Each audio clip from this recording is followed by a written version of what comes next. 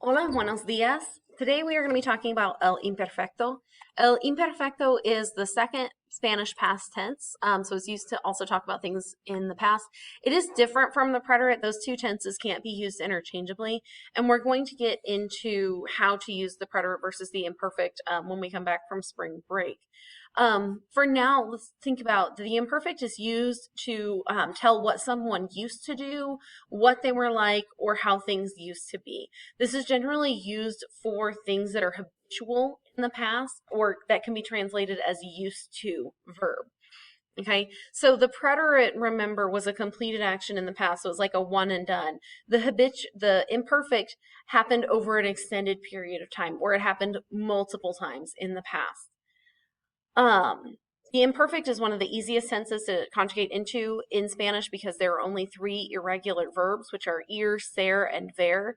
And ver is only a little bit irregular, so it's more like 2.5 irregular verbs. There are no stem changing, there are no spelling changes, so it's really pretty simple when it comes to conjugating. Let's look at what the conjugations look like. So for AR verbs, our endings are aba, abas, aba, abamos with an accent on the first A, abais, and aban. So it's kind of like the AR present tense verbs, but we just add this extra ab in here, accent here. You'll notice too that the yo form and the usted el ella form is the same, and it's going to be the same for every imperfect verb. And so we'll just have to rely on context to figure out who our subject is. For ER and IR verbs, there is an accent on every first I that you have. So we've got ia, ias, ia, iamos, iais, and ian. So accents on the first letter all the way through, and I made sure I said first I because in the vosotros form, there's two I's. So again, the yo and the usted el ella forms are the same, so you'll just use context. Okay, so let's translate these into the imperfect. So use these endings here and conjugate the verbs that are on your paper. Hit pause, and then when you're done, hit play and check your answers. All right, number one, yo coleccionaba. And make sure that you include your yo because coleccionaba could be él coleccionaba, ella coleccionaba, usted coleccionaba, it could be anybody. All right, number two, ellos obedecían with an accent on your I. Would you get the door? Thank you. She jumped rope. Ella saltaba a la cuerda. Number four, we fought each other. So you'll need a reflexive pronoun here. Nos peleábamos, accent on your A. You visited. Tú visitabas. He lied. Él mentía, accent on your I. Again, make sure you include your L because it could be yo mentía. Y'all ate. Ustedes comían. Or if you chose vosotros, it would be comíais. I drove. Yo manejaba. They allowed. Ellos permitían. And y'all bothered. Vosotros molestabais. All right. And now let's look at some sentences, and we'll translate these sentences as we go. So go ahead and conjugate your verbs in here, and then hit pause, conjugate your verbs, hit play, and then translate out to the side. What's up? Yeah. Okay, number one. Yo saltaba a la cuerda. I used to jump rope. Ella compartía los juguetes. She used to share the toys. Mis hermanos jugaban con los bloques. My brothers used to play with blocks. Nosotros coleccionábamos monedas. We used to collect coins. An accent again here on your A. ¿Tenías tú un pez? Did you used to have a fish? Vosotros no mentíais a vuestros padres. Y'all didn't used to lie to your parents. Accent on your first I. Mis padres vivían en Kansas City. My parents used to live in Kansas City. Cuando él tenía 4 años, jugaba con bloques mucho. And he was 4 years old. He used to play with blocks a lot. Anytime we are talking about age in the past in Spanish, we use the imperfect tense. Number 9, yo leía mucho de niña. I read a lot as a child. Number 10, ella le molestaba a su hermano. She used to annoy her brother. She did not used to molest him. I know that that's an awkward verb, but it is what it is. Number 11, yo quería ser vaquero, accent on your I. I wanted to be a cowboy. And number 12, ustedes corrían mucho en el parque. Y'all used to run in the park. Okay, we're going to do activity 14 in your book, and that's what this looks like. So you're going to read through this paragraph and then pick the right verb and conjugate it into the imperfect. And then I'm going to, translate it off to the side. That way you know what this means, and I will translate it as we go. All right, so hit pause and then hit play when you're done.